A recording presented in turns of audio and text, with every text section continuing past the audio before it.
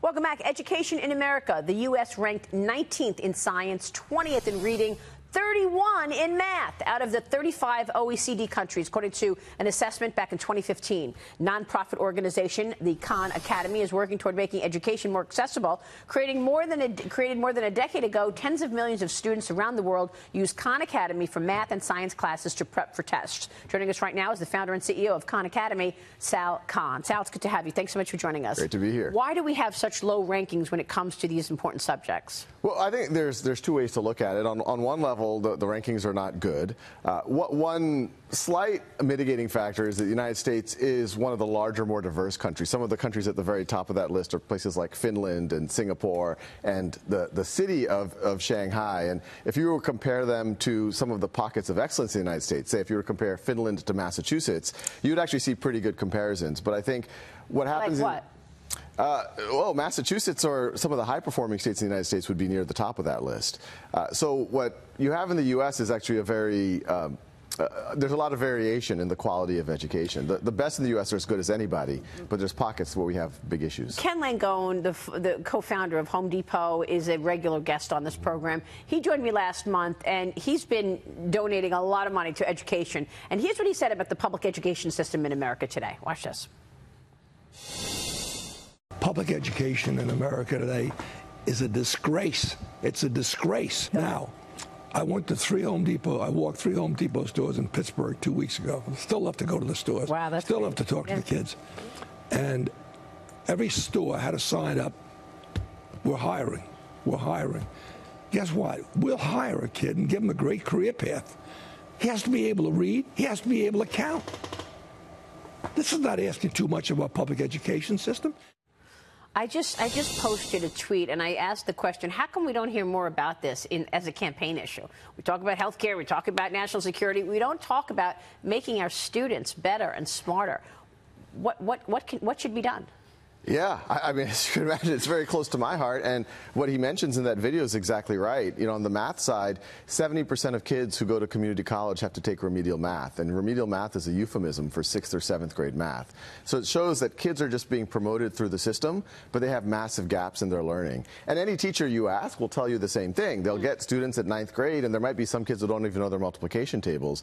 But a traditional system, you have to keep moving them forward. And one of the things that we try to do is whether a student's just going to us by themselves or whether a teacher is using us in a classroom, can we give them the tools of support so that they can address the needs of each student, to allow for more personalization? And that lets them fill in their gaps and then not build on those shaky foundations. We should point out, Brian, that the university level is the best in the world in America, right? Absolutely, yeah. We have great schools. But, you know, as a university professor, I love the fact that you exist. But what I really love is that you're giving young people skills they can use, right? One of the problems with the education system is we are spending so much money on subject matter that at the end of the day, employers don't care about. It's not helping students launch into their careers.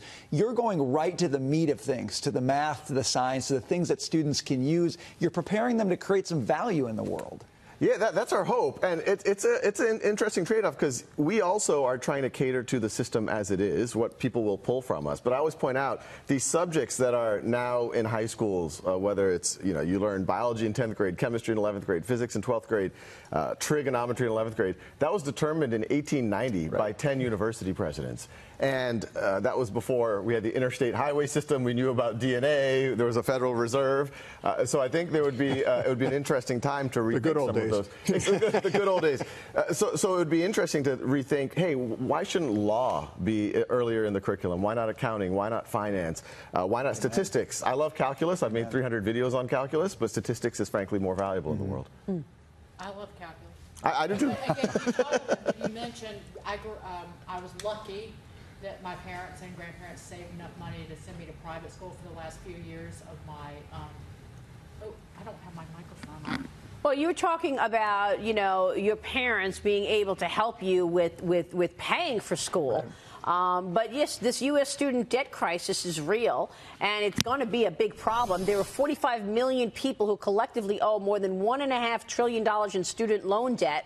A recent report by Moody's Investor Services warning erasing student loan debt could create a moral hazard that would weaken the effect of any economic stimulus. Is that what you're referring to, Dagan? Yes, absolutely. And it's reaching those students in rural areas with the things that can, finding the students who are great at math and letting them know that's where the gap is in this country that you were really referring to. Yeah, I think these two ideas are connected. Our highest per capita usage is actually in Idaho because there's large parts of Idaho where kids don't have access to, might be 20 miles from a good algebra class or a good trigonometry class or a good physics class. And I think it's related to the college debt issue. I think there's ways that some of these general ed core classes could happen online for free so that you can start building momentum going into college. And I think the issue, and I have family members who are in a similar situation. They're in their late 20s, late 30s, and they've hundreds of thousands of dollars of debt. And it's a system where you ask these young people to make these very important decisions at 18, 19 years old without a lot of information. A lot of the universities don't give a lot of metrics on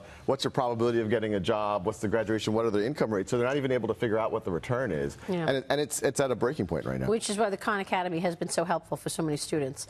Sal, it's great to have you. Great to be here. Thank you so much.